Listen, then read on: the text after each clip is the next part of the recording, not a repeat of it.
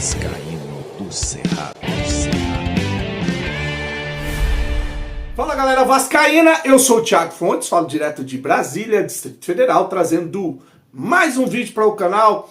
Esse vídeo de segunda-feira. Então, antes de falar de Vasco, quero desejar para você uma semana abençoada no seu trabalho, na sua casa, que Deus possa estar protegendo o seu lar e a sua família, beleza? Bom, agora, antes de falar de Vasco, só vou pedir aquela moral, deixa o joinha, deixa o like, se inscreve no canal, compartilha, comenta, e hoje é dia do hype, tá? Todo mundo ganha aí na segunda-feira 3 hype, então bota pro lado aí, antes de entrar em comentário, bota pro lado e já deixa o hype pro canal ser impulsionado na plataforma. Imagina a gente aqui com 200 mil, 500 mil, meio milhão de inscritos, ou bater a marca de 1 milhão de inscritos, a força que esse canal vai ter falando de Vasco, mesmo estando fora do Rio de Janeiro, né? Então, dá essa moral, tô meio resfriado, dá essa moral, dá essa força aí. Vou começar esse vídeo falando do Payet. O Vasco oficializou a saída do Payet, publicou um vídeo, vou botar aqui, ó, vídeo de despedida, né? Messi Payet, aqui é Vasco, a frase que ele gostava de usar, né? Mostrando alguns bons momentos do Payet com a camisa do Vasco,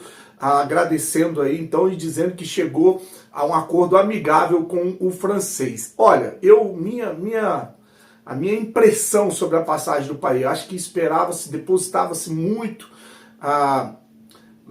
uma esperança com relação ao Payet, né, que seria um jogador que vinha para ser o diferente nos clássicos, nos grandes jogos, nas decisões, e não foi, tá? O Payet foi um jogador que teve alguns destaques sim, mas em pouquíssimos jogos de pouca relevância, às vezes campeonato estadual, algumas vezes sim ajudando em classificação em Copa do Brasil. Eu lembro particularmente o jogo que teve aqui em Brasília, Vasco e Bangu, ele fez um golaço contra o time do Bangu, depois o Vasco tomou um empate ainda nos acréscimos, o gol que ele faz é nos acréscimos, o Vasco tomou um empate nos acréscimos. Para mim uma passagem marcada por esses poucos momentos, poucos brilhos do Payet, e fica uma lição, né, cara? Eu acho que o torcedor vascaíno tem que entender o seguinte: esse negócio de medalhão que ganha 2 milhões de salário, meio milhão, 1 milhão e meio ou 1 milhão, jogadores que já viveram o auge, isso aí eu acho que não contribui mais, tá? Acho que não resolve o problema de times no Brasil, principalmente do Vasco. É melhor ir buscar jogadores que estão no ápice da carreira, vivendo um bom momento. Mesmo que não seja medalhões, mesmo que não ganhe um salário tão alto, e que estejam vivendo um momento de subida e não um declínio, né, cara? Um exemplo, Nuno Moreira, estava bem no Campeonato Português, jovem jogador, né, jogando num time que nem é tão conhecido em Portugal, chegou, botou a camisa, virou titular. Então acho que o foco tem que ser nesse perfil, tá? Jogadores que já viveram auge, como Felipe Coutinho, como Payet e outros, isso aí esquece, que eu acho que não vai dar certo, tá? Pode ser que um ou outro dê certo, desde que você tenha uma estrutura boa, com jovens da base no time titular e bons jogadores, para aí sim um jogador ser esse medalhão, ser esse jogador diferente. Aí há assim, um equilíbrio no time, né? Agora, investir só nesses jogadores, eu acho que é perda de tempo, grana, né? Como foi essa situação envolvendo o Payet. Vá com Deus, né? Messi Payet. Uma informação trazida pelo RT Sport: o Peñarol do Uruguai quer levar o zagueiro Maurício Lemos, né? Eles falam que a matéria é enorme, tá? Vou resumir ela para você. Eles falam que a multa para tirar ele do Atlético, que ele pertence ao Atlético, está emprestado ao Vasco, é de 2 milhões de dólares, cerca de 11 milhões de reais, que o zagueiro é um sonho antigo do time uruguaio.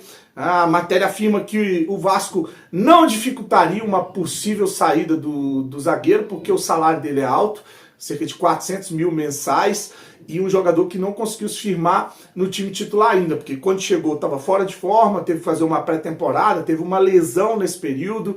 Depois, quando teve uma sequência do time titular, teve a fratura na costela contra o time do Porto Cabete, que tirou ele de novo do time titular. Então, um jogador que tem, além de tudo, tem muito azar, né, cara? Então, tem essa situação trazida pelo RTI Sport. Agora eu vou falar de uma polêmica. Lembra aquela que eu falei sobre o Felipe ter sido tirado da fila, e aí o Vasco respondeu, dizendo que o valor que foi lançado foi um valor que não era o valor real, era só uma ideia para poder ajuizar logo o processo, que depois o advogado do Felipe veio na boa fé e disse que o valor não era 2 milhões, era 300 mil reais, que foi depois reajustado, foi para 15 mil, ou 500 mil, de 300 mil para 500 mil, enfim, todo esse imbróglio que você viu aí referente ao Felipe.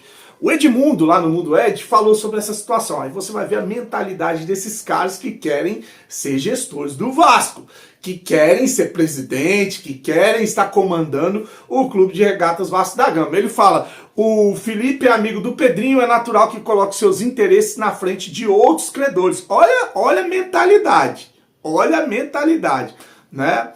Aí ele fala, se houve alguma irregularidade, que seja punido ou responsabilizado. Né? O errado é quem não pagou lá atrás. Concordo. Quem não pagou o salário do jogador lá atrás é que cometeu o erro. Agora, outros credores também não receberam lá atrás. Então existe uma fila para isso. Para organizar por ordem de idade, por tempo que tem para receber.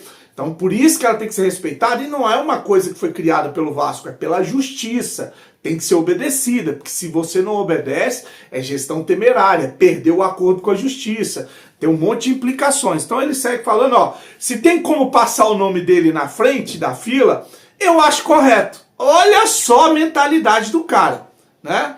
Ele acha que é correto, porque está vivendo o dia a dia, está próximo do presidente, é amigo do presidente, que ele não é desonesto, e que se tiver como dar um jeitinho de passar ele na frente, ele acha correto. Vou deixar então o Edmundo falando sobre esse assunto. As denúncias de favorecimento no pagamento da dívida ao Felipe, descumprindo acordo com a recuperação judicial. Bom, Leonardo, é uma boa pergunta.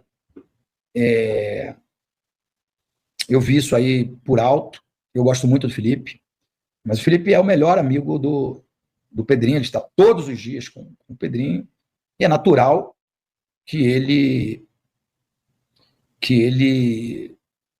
coloque os seus interesses à frente, né, dos demais credores. Eu não sei se teve alguma irregularidade nessas coisas aí, nesse pagamento. Se houve, tem que ser punido, independente de quem for. Eu sou pelo certo, eu sou pelo justo, pelo correto. Mas não é porque eu briguei com o Pedrinho e que está ao lado do Felipe que eu vou aqui chutar cachorro morto. É como eu penso e como eu falaria se fosse qualquer outra pessoa que tivesse tido essa mesma atitude. Natural que você beneficie as pessoas que estão ao seu lado. Né? Eu acho que não consegue pagar todas as dívidas, mas tem que pagar, obrigatoriamente pagar algumas. É natural que você escolha pagar as pessoas que estão mais próximas. Até porque, Leonardo, essa é a minha opinião, tá? Errado é quem não pagou lá atrás. Errado foi quem não pagou lá atrás. Você tem que pagar. Qualquer pessoa que trabalha merece ter os seus salários pagos rigorosamente em dia. Rigorosamente em dia.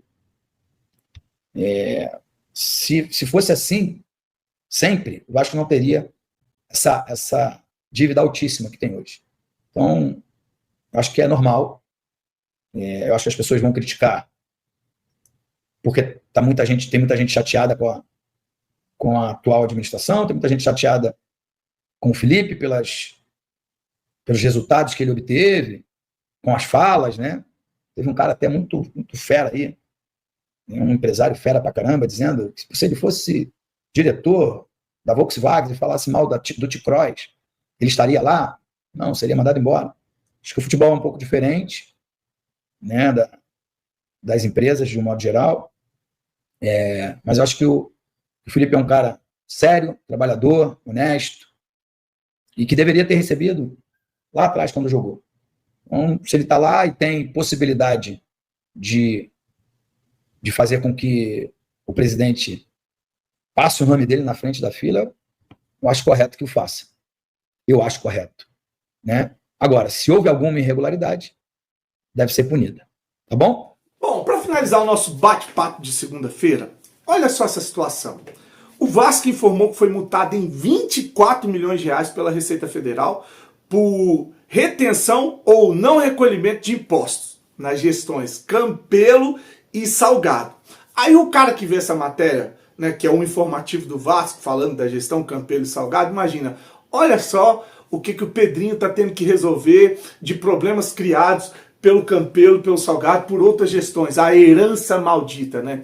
Só que não falam para o torcedor que não acompanha a política do Vasco, que não acompanha os problemas internos do Vasco, que quem era VP de controladoria na gestão Campelo e depois virou VP de finança na gestão Salgado e trabalhou para o Vasco ser vendido para 777 era o Adriano Mendes.